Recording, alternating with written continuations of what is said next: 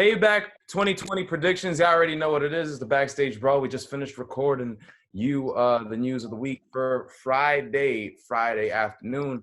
But as of right now, we have Payback predictions. We don't have all the matches that are going to be taking place, of course, because SmackDown is, coming up. But wanted to kick it off with, in regards to the predictions that are actually confirmed with Apollo Crews versus Bobby Lashley. Of course, these two have been going at it for months upon end. MVP, basically, the Hurt Business have been getting at Apollo Crews, Cedric Alexander, now Mustafa Ali. Guys, what are your thoughts, your predictions for Mustafa Ali versus Bobby Lashley? What say you guys? This match, is it Mustafa or is it Apollo? It's Apollo. Isn't Apollo Lashley? Apollo Lashley. Yeah, it's Apollo and Lashley. Yeah. We good, bro. So Apollo, I think this match should have happened at SummerSlam. This is an overdue match. It should have happened already. Now, who gets the win is the most important part. I think to give Apollo a little more dynamic in his character, a little more depth, I think that Lashley should come out with the win. Lashley should come out with the win. Lashley should get the title back, bring the title back to the Hurt Business, especially now that they're kind of getting involved into Raw Underground. So it's like they got to have something behind them. And with the championship behind them, that makes them a liable force, especially within Raw Underground. So I'm going to go with Lashley for the win for the United States title. Lashley catching the dub, as you know, CBS had the same prediction. People's champ, what say you, man? You rocking with Lashley? You rocking with the champ?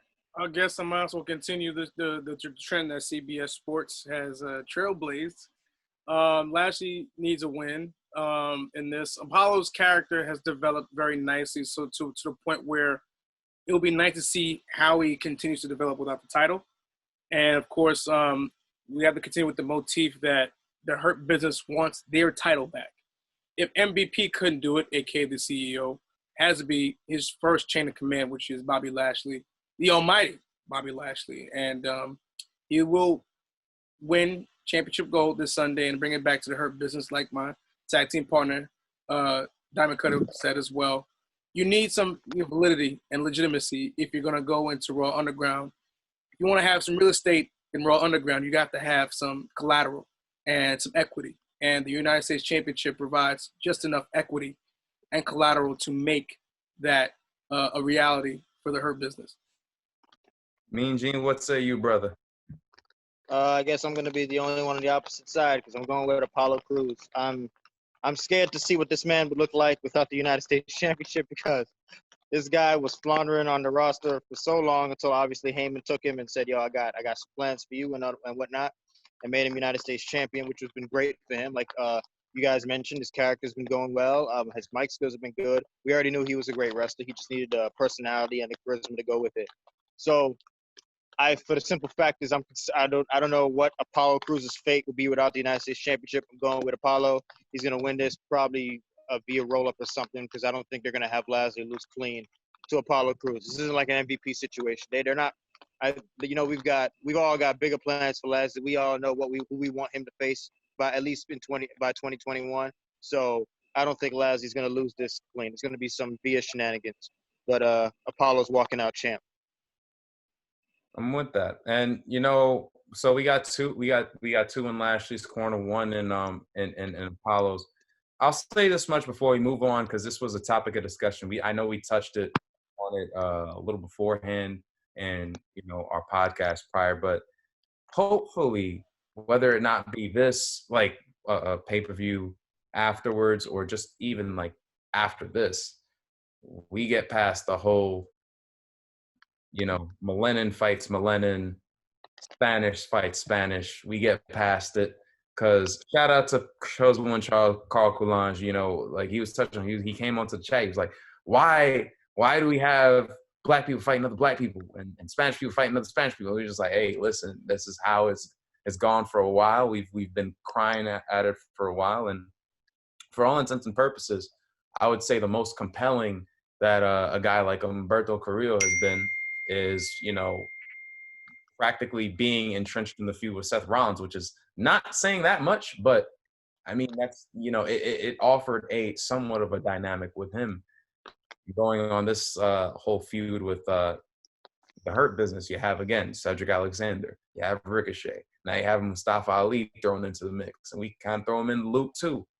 So it's kind of like, yo, U.S. Championship division.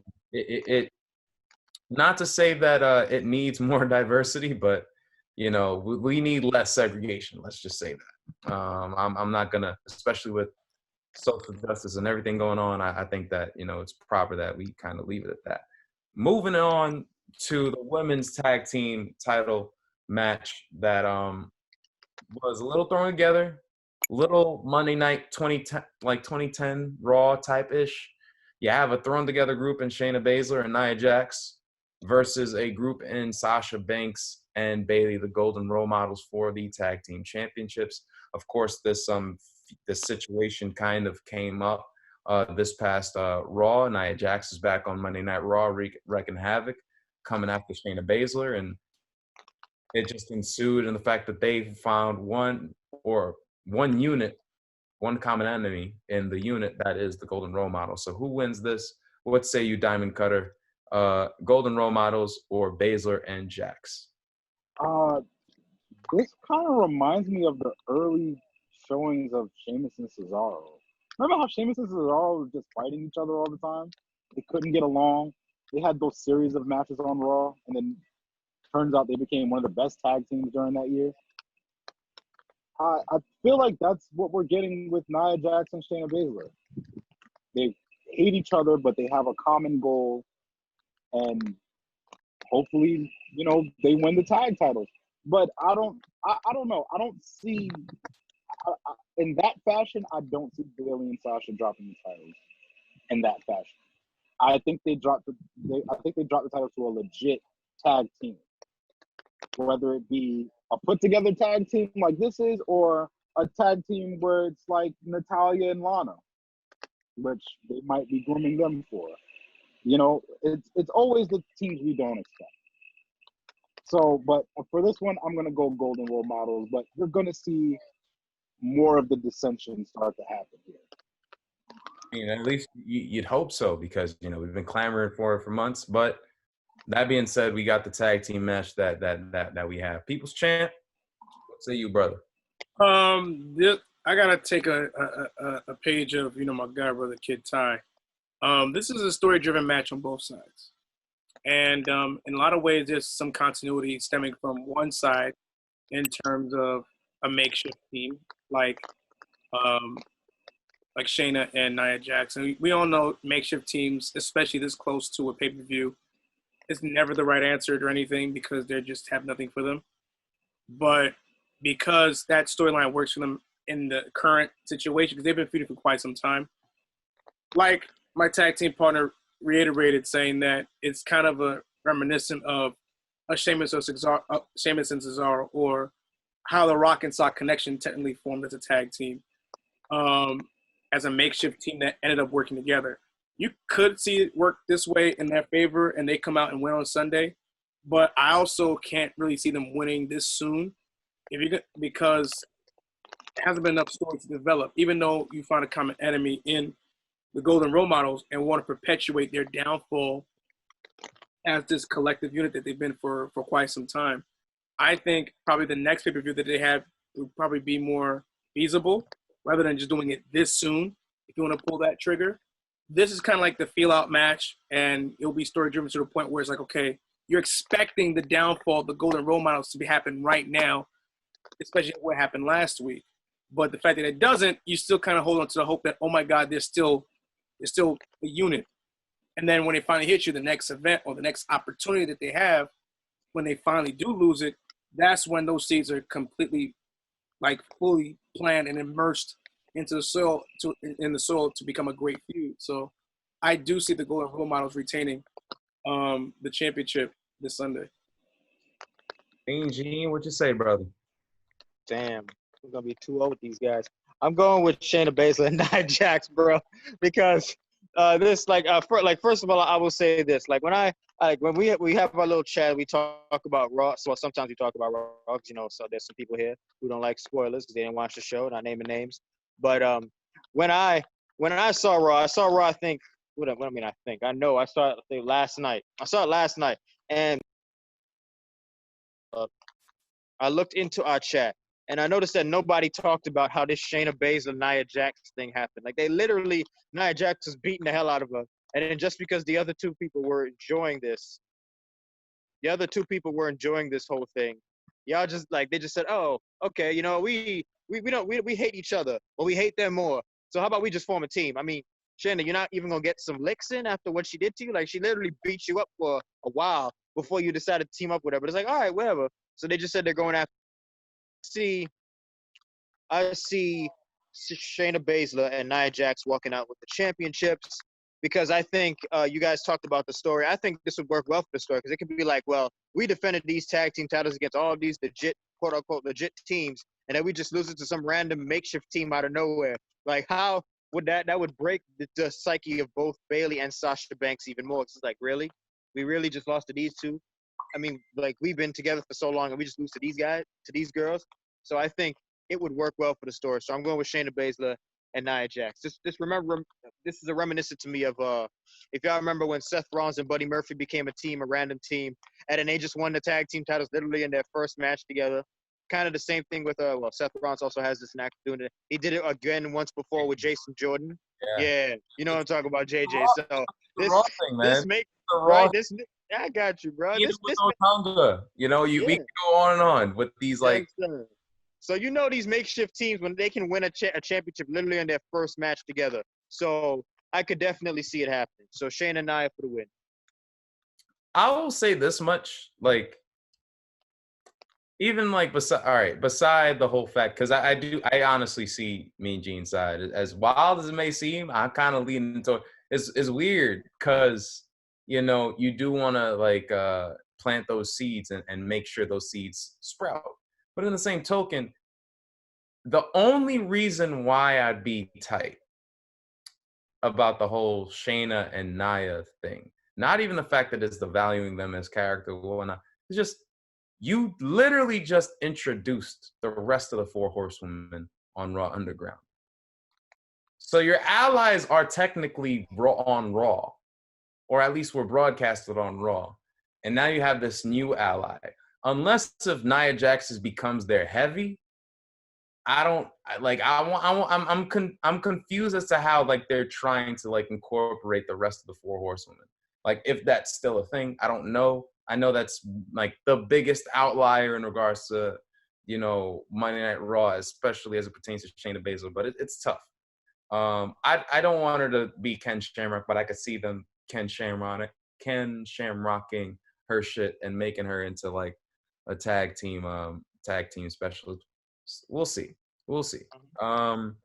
Switching gears from one tag team match to another, which we saw this past week on Monday Night Raw. It wasn't finished.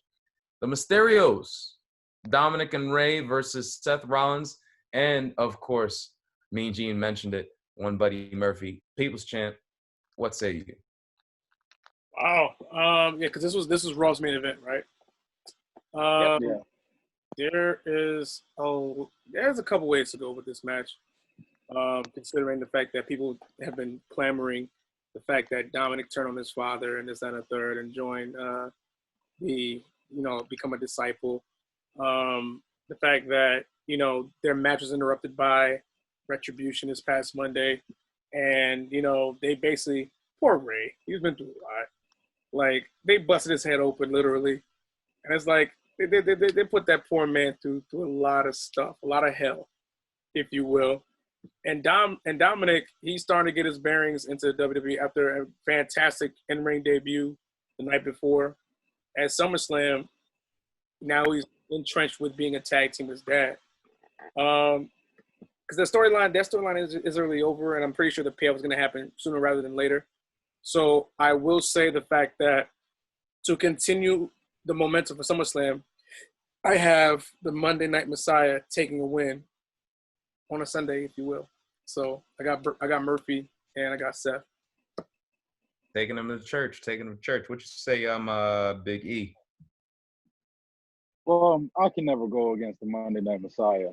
I just can't. The Mysterios do need a win. Don't get me wrong. They really do. Dominic, again, all praise to Dominic. He had a very strong showing this past Sunday. Unfortunately, he did not come away with the win, but I don't think he comes away with the win here. I think to further the story, to further the continuity in the story, he's got to lose. He's got to start to question himself and question his father's teaching. That's basically where we have to go with this. He has to start questioning his father's teaching, has to start questioning himself as a Mysterio. Can he do this by himself? Should he do this by himself? Or should he join Rollins and, the cult, the Monday Night Messiah that he is? And I'm going with that, just that. The Monday Night Messiah for the win. It's funny because I could see a lot of parallels between what they're trying to do with Dominic and what they did with The Rock, coming out with Rocky Johnson and things of that nature. So it's pretty interesting to see. You're not Rocky Johnson and shit. He's going from rags to, instead of getting that push that The Rock had coming out, you trying to make them lose. You and People's Champ, the People's Champ going up, against Dominic Mysterio. So it is what it is. Mean Gene, man. You've been lone wolfing it so far. What you say? I'm a one-man army, man, and we're still doing this because I'm going with the Mysterios. The Mysterios are taking this W. I think this pay-per-view payback, that the title alone works perfectly for this remix for this Mysterio family because they've been getting tortured by Murphy and Rollins for months now. So I think what's gonna happen here is the Mysterios are finally gonna get the win. And don't worry, Big E, I have them getting it over Buddy Murphy, not your boy Seth Rollins. Seth Rollins is not going to take an L. And I think, well, technically he will because it's a tag team match. But he won't be the one to take the pinfall. I think Dominic is going to pin Buddy Murphy during this match, either via roll-up or the father-son. If they want to do a feel-good moment, they can do a double 619 on Murphy. And, they do a pin that way. But the Mysterio family is walking home with this W. I know y'all were talking about Dominic, possibly turned on his father, but we I don't think we there yet. We can hold that off for a while. We can hold that off, probably for like a big 4 pay-per-view or something. Mean Gene saying we giving him the Rocky Maivia treatment right now. I will say that because I did say CBS had their predictions, back-to-back predictions, the Shayna Baszler match, and now the Mysterios. They're in favor of Mean Gene. So I'm keeping it a spade, man. I'm keeping it a spade. You are not alone. You're not alone in this. But it may definitely change because the last 2 matches that are scheduled on the card are Randy Orton, Keith Lee, and of course the triple threat match. But starting it off with Randy Orton versus Keith Lee. What say you? I'm starting with People's Champ. What say you, brother? Considering how my tag team partner went at WWE, and justifiably so, about the debut of Keith Lee. Aside from the aesthetics of his debut, he still had a relatively good debut against a legend, if you will, in Randy Orton. The fact that Drew McIntyre is currently the third man in this story that's furthering his feud with Orton for the WWE Championship, which he still has. It says a lot about the booking style that we have finally wished for. There's been some continuity and some intrigue in that regard to watch Raw in that fashion, and it keeps Keith Lee on the side like, okay, but I'm no lame duck here. I can handle my business by myself. You didn't really need to come out here, so I need to prove to everyone that I belong in the main roster. Again, aesthetics aside, Keith Lee had a solid debut. And I think you have a solid debut in his first legitimate pay-per-view, sans Survivor Series and Royal Rumble of this past year. His first singles match in the pay-per-view, it will be very, very good against Randy Orton. It will be a definitive finish. I do see Drew coming out in some fashion. But I might have to switch that one. I might have to think that Randy Orton is going to take the win to continue his momentum. It's been his year. Even though Keith Lee is brand new and could take the win, this wouldn't be the night for him to do it. Randy Orton has been he's been on the warpath, and honestly, with Keith Lee, it's his first couple of matches in. You know, the showing that he had on Monday Night Raw, and I'm pretty sure the showing that he's going to have on Payback is going to be extremely good. Big E, what you saying, man? Keith Lee's taking the dub, or Randy Orton is winning? What's your pick? What's the one thing that I've been preaching on this show for the very longest when certain matches? People win from losing. Keith Lee, I'm sorry. I love you. Got you close to my heart. But Randy Orton has to take this win. Randy has to take this win, but don't overlook the fact that Keith Lee is going to have a very strong showing in this match. He's going to show people why they called him up, why basically management panicked and called him up. He is a superb superstar talent who can anchor this show if needed to be. Is he ready to do it just yet? Absolutely not. But he's going to win from losing. And I've said this too when we did the Raw review. Putting Keith Lee up against somebody who, to Randy's point, a living legend in the game that's still going strong, that can go, by the way he's looking, can go another 5-10 years. You know, you putting that much trust up against somebody who's a rookie going into the main roster and going into, you know, his first debut pay-per-view, that says a lot. So just look to have for a strong showing from Keith Lee, but Randy Orton's coming away with the win. Catching the dub, the legend. I don't tell Randy Orton that he's a legend, but Randy Orton get the W. What say you, Mean Gene? Okay, this one, again, one-man army, bro. I'm going with Keith Lee. I think Drew McIntyre is going to do some via shenanigans. Drew McIntyre is coming out of nowhere, and he's going to cost Randy Orton this match, which will piss Randy Orton off even more and make him even more motivated to not only kick Drew McIntyre again, but take the WWE Championship. And I don't know what the next pay-per-view is. What is it, Night of Champions or Hell in a Cell? I don't know which one it is. But whatever that pay-per-view is, we already know. Oh, okay, Night of Champions. We already know what we're getting. We're getting Seth remix. Drew McIntyre, Randy Orton for the WWE Championship. So if I'm adding more fuel to this fire, I'm having Keith Lee win this match via Drew McIntyre interference. Going with Lee.